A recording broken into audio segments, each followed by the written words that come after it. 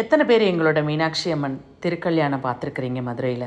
பார்க்கலைன்னா ஒரு முறை வந்து பாருங்கள். இன்றைக்கி அதோட ஃபுல் டீட்டெயில் பார்க்கலாம். ஒரு 10 நிமிஷம் ஒரு வீடியோ பார்க்கலாமா? 10 நிமிஷம் ஒன்று அப்படின்னே மேலே தள்ளிடாதீங்க. ஸோ என்ன டீட்டெயில் பாருங்கள், ரொம்ப நல்லாயிருக்கும். எப்படின்னா, எங்கள் மதுரையில் வந்து மதுரை மட்டும் கிடையாது, மதுரையை சுற்றிப்பட்டு அத்தனை கிராமங்களும் வந்துட்டு இந்த திருவிழா கோலங்களை பார்க்குறதுக்கு அந்த 11 நாளும் அவ்வளோ சந்தோஷமாக வந்து கலந்துப்பாங்க. ஸோ அன்றைக்கி பார்த்திங்கன்னா, சித்திரை திருவிழா கொடி ஏற்றியாச்சுனாலே அன்னையிலேருந்தே வந்துட்டு களை கட்டும். அதில் அந்த திருக்கல்யாணம் வேறு லெவலில் இருக்கும். காலையில் எந்திரிச்சு 6 மணிக்கு ஸ்டார்ட் பண்ண வேலைங்க. நீங்கள் என்ன நினச்சாலும் நினச்சிக்கோங்க. அப்படி ஒரு உற்சாகமாக இருக்கும். 6 மணிக்கு ஆரம்பித்து நைட்டு 10:30 வரைக்கும் வந்துட்டு நாங்கள் வந்து சாமி பார்த்துட்டு வந்தது. ஆனால் அங்கே இருக்கிறாங்க இன்னும் கோலாகலமான கூட்டங்கள். இதில் பின்னாடி வரும் பாருங்கள் எவ்வளோ கூட்டங்கள். அடைய அப்பா, எவ்வளோ சிறப்புமிக்க ஒரு சந்தோஷமான அப்படி ஒரு நல்ல போலீஸ் பாதுகாப்பு, ஒரு பயம் இல்லாமல், ஓகே, எல்லோரும் வந்துட்டு ஒருங்கிணைஞ்சு சாமியை பார்க்கணுன்னு சொல்லிட்டு ஆணும் பெண்ணும் வந்துட்டு ரொம்பவே வந்துட்டு ஒரு டெடிக்கேஷனாக வந்துட்டு இது பண்ணாங்க. ஸோ நாங்களும் அதனால் போய் பார்க்கணுன்றக்க காலையில் இருந்து கோலம் போட்டு முடிச்சுட்டு நல்ல மணி பிளான்ட் இலைகளை பறித்து நல்ல தாமரை இதழ் மாதிரி மீனாட்சியும் சொக்கநாதரும் வந்து அமர்ற மாதிரி வச்சு இன்றைக்கி அவங்களுக்காக இதயத்தில் நான் வந்துட்டு ஒரு பூ டிசைன் பண்ணினேன். இதே வடிவில் ஒரு பூ டிசைன் பண்ணி சொக்கநாதருக்கும் மீனாட்சிக்கும் இது சமர்ப்பணம் அப்படின்னு சொல்லிட்டு பூந்தொட்டி அலங்காரம். இது எப்பயுமே வந்துட்டு நான் வந்து கிட்டத்தட்ட 15 வருஷமாக கடைப்பிடிக்கிற ஒரு விஷயம். ஒவ்வொரு டிசைன்லேயும் நான் போட்டிருப்பேன். அவ்வளோ அழகாக இருக்கும். ஸோ அது வந்துட்டு நீங்களும் பார்க்கணுன்னா தொடர்ந்து நீங்கள் பார்க்கலாம். இந்த பூந்தொட்டி அலங்காரம் ஒவ்வொரு வெள்ளிச்செவ்வாய்க்கும் வரும். ஸோ இதை முடிச்சுட்டு அதுக்கப்புறமா அப்படியே வந்துட்டு வீட்டுக்குள்ளே வந்தோம்னா எங்களுக்கு என்னென்ன வேலைகள் இருக்குது அப்படின்னா, காலையில் கோலம் போடும் போதே வந்துட்டு ஜவ்வரிசி வந்துட்டு அடுப்பில் வேக வச்சுட்டு அதுக்கப்புறம் வடைக்கும் ஊற வச்சு வடையும் நல்லா ஊறிடுச்சு. ஊறின கையோடு வந்துட்டு வடைக்கு நல்லா மெத்துன்னு அரைச்சி சின்ன வெங்காயம், பெரிய வெங்காயம், கருவேப்பிலை, பச்சை மிளகா, ஜீரகம், தேவையான உப்பு சேர்த்து நல்லா கரகரன்னு பிசைஞ்சு வச்சுட்டு இன்னொரு பக்கம் தக்காளி சட்னிக்கு வதக்கி அது ஒரு பக்கம். ஸோ இது வதக்கி வச்சது கையோடு அப்புறம் ஒரு தேங்காய் சட்னி அரைச்சி ஒரு பக்கம் இட்லி வந்துட்டு இருந்தது. இந்த பக்கம் பாயசம் ரெடியாச்சு. காரணம், அம்மாவுக்கு வந்துட்டு 8:35 8:59 வந்துட்டு தாலிக்கட்டு முடிஞ்சிடும். ஸோ அதனால் வேவேமாக வந்துட்டு நல்ல பால் பாயசம் வச்சு தேங்காய் பால் ஃபைனல் டச்சில் ஏலக்காயோடு போட்டு அரைச்சி அப்படி அதில் ஊற்றி திராட்சை, முந்திரி இதெல்லாம் வந்துட்டு வறுத்து தலை அந்த பாயசத்தை வச்சு அப்படி ஒரு மணத்தோடு இறக்குனா அவ்வளோ சூப்பராக இருந்தது. கொஞ்சம் நெய் வந்துட்டு கொஞ்சம் உண்டனை விடுவேன். அதே நேரத்துக்கு தேங்காய் பாலும் இந்த பசும்பாலும் மிக்ஸ் ஆகும்போது எங்கள் அப்பா செம்மையாக இருக்கும். 2வது ஜவ்வரிசி சேமியா பால் பிரதம பண்ணுவோம் இல்லையா, அந்த அரிசி மாவில் செய்வாங்கள்ல, அது முடிச்சு அதுக்கப்புறம் இங்கே நல்லா மெத்துன்னு அரைச்சா உளுந்த வடையை சுட்டு எடுத்து அதுக்கப்புறமா பாயசத்துக்கு வந்துட்டு வறுத்து போடலாம் சொல்லிட்டு திராட்சை, முந்திரி, நெய்யை போட்டு வறுத்து அதிலையும் ஊற்றிட்டு அப்படியே வந்துட்டு அந்த சைடு இட்லி எல்லாம் இறக்கணும். அதுக்கப்புறம் வந்துட்டு லெமன் ரைஸ் பண்ணணும், தயிர் சாதம் பண்ணணும், சாம்பார் சாதம் பண்ணணும். இன்றைக்கி ஒரு 2 குடும்பத்துக்காவது சாப்பாடு கொடுக்கணும். ஸோ அதனால் அதுக்கு தக்கவாறு காய்கறிகளை போட்டு நல்லா வீட்டில் இருக்க மணக்க எங்கள் மதுரை சாம்பார் மசாலாவை போட்டு 2 மாங்காயை போட்டு அரைச்சி விட்ட தேங்காவை, கொத்தமல்லி தலையை போட்டு பார்த்தா அது ஒரு பக்கம் சூப்பர் மணமாக ரெடி ஆகிட்டு இருந்துச்சுங்க. சரி, ஓகே, அதை வச்சு முடிச்சுட்டு இந்த பக்கம் வந்துட்டு லெமன் ரைஸ்க்கு வந்துட்டு ரெடி பண்ணலாம் சொல்லிட்டு எலுமிச்சம்பழத்தை தனியாக பிழிஞ்சு அதை வந்துட்டு கொட்டையை எடுத்து வச்சுக்கிறது. இந்த பக்கம் அதுக்கு தேவையான வெந்தயமும் பெருங்காயமும் வறுத்து அதை பொடி பண்ணி அதையும் தனியாக நம்ம எடுத்து வச்சுக்கிறணும். ஸோ அப்படி தனித்தனியாக நம்ம செப்பரேட் பண்ணி நம்ம பண்ணும்போது இந்த மாதிரி நல்லாயிருக்கும். அதனால தான் என்னோடய குக்கிங் டிப்ஸு வந்துட்டு இதில் குக்கிங்கும் நிறையா வரும். ஸோ அப்படியே இந்த வீடியோ பார்த்த கையோட சப்ஸ்கிரைப் பண்ணி பெல் ஐக்கான் கிளிக் பண்ணிவிடுங்க. அடுத்தடுத்து உங்கள் ஃப்ரெண்ட்ஸ் அண்ட் ரிலேட்டிவ்க்கு வந்துட்டு ஷேர் பண்ண தூண்டும். சப்ஸ்கிரைப் பண்ண கையோட அப்படி கண்டினியூ பண்ணுங்கள்.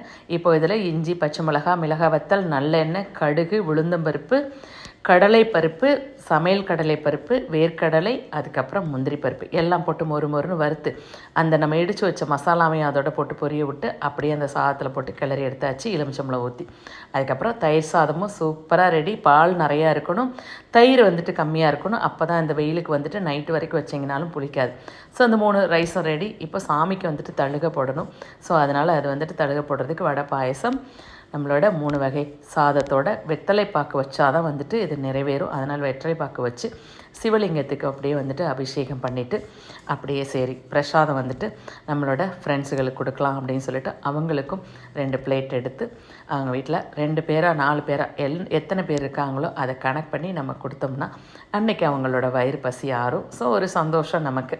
ஸோ இன்றைக்கி எங்கள் மீனாட்சி அம்மாவுக்கு வந்துட்டு பிரசாதம்னு பார்த்திங்கன்னா இதுதான் வடை பாயசம், அப்பளம், ஓகே, மாங்காய் பச்சடி, லைக்கு காய்கறி சாதம், தயிர் சாதம், சூப்பரான எலுமிச்சை சாதம் எல்லாம் பண்ணி இலை போட்டு மூடி அப்படியே அவங்களுக்கு கொண்டு போய்ட்டு கொடுத்துட்டு வந்துட்டு அப்படியே வீட்டில் உள்ள சர்வெண்ட் வீட்லேயும் வந்துட்டு ஒரு 5 பேர் அவங்களுக்கும் நல்லா ஒரு 7-8 பார்சல் போட்டு அதையும் எடுத்து வச்சுக்கிட்டேன். ஸோ இதில் எப்படின்னா இந்த நாளில் அவ்வளோ சந்தோஷமாக இருக்கும். இந்த மாதிரி வந்துட்டு ஒவ்வொரு ஃப்ரெண்ட்ஸையோ நெய்பரையும் பார்த்து சந்தித்து அவங்களுக்கெல்லாம் இந்த மாதிரி கொடுக்கும்போது அப்போ தான் வந்துட்டு இது முழுமையாக இருக்குங்க. இது எங்கள் மதுரையில் வந்துக்கிட்டு இது எல்லாரும் பண்ணக்கூடிய விஷயம்.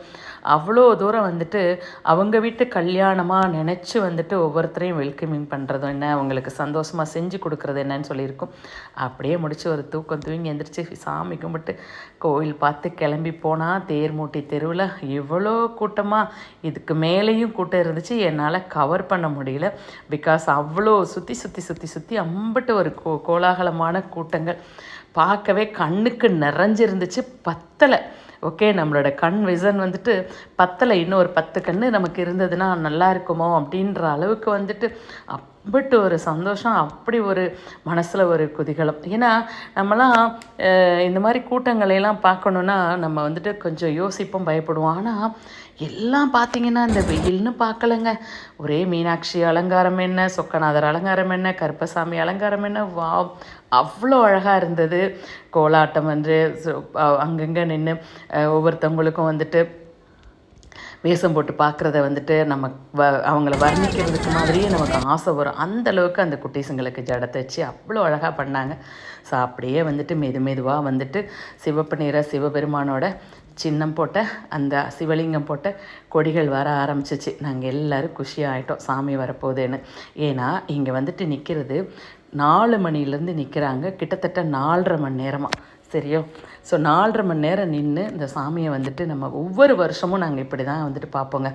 லட்சக்கணக்கான பேர். ஓகே, அவ்வளோ அழகாக இருக்கும். ஸோ முதல்ல வர்றது பார்த்திங்கன்னா சிவன், அதாவது சொக்கநாதரும் லைக்கு பிரியாவிடை அம்மாவும் வந்துட்டு யானை வாகனத்தில் வருவாங்க.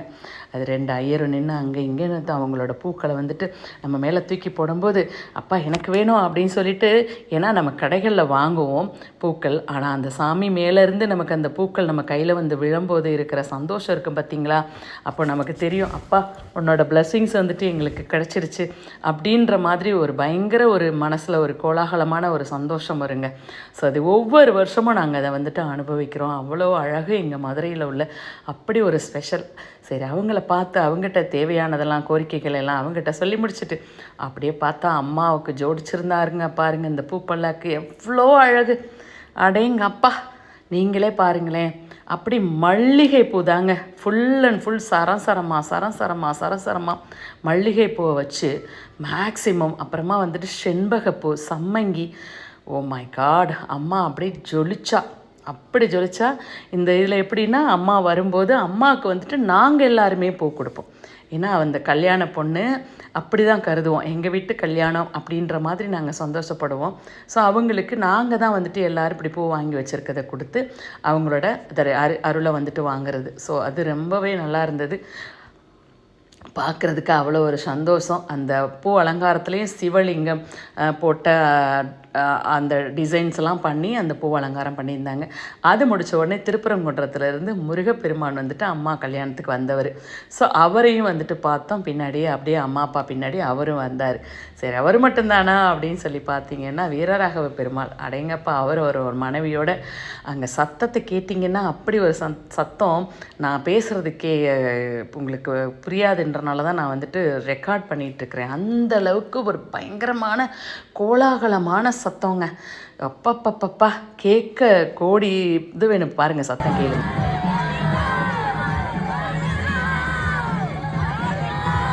சத்தத்தை கவனிச்சிங்களா? ஸோ அப்படி ஒரு கோலாகலமாக இருக்கும். அப்படியே பார்த்தோம், ஒரே வேர்த்து விறுவிறுத்து பார்த்தோன்னே சுண்டல் வண்டியை நிப்பாட்டு, ஆளுக்கு ஒரு சுண்டல் வாங்கி சாப்பிடலான்னு சொல்லிட்டு சுண்டலை சாப்பிட்டு அப்படியே சந்தோஷமாக வீட்டுக்கு வந்தாச்சு. இதுதான் எங்கள் கோவில், எங்கள் மதுரையோட கோலாகலமான கொண்டாட்டம். பிடிச்சிருந்தானா லைக் பண்ணுங்கள், சப்ஸ்கிரைப் பண்ணுங்கள், சேனலை ஃபாலோ பண்ணுங்கள். இது மாதிரி நல்ல விஷயங்களை பார்க்கலாம்.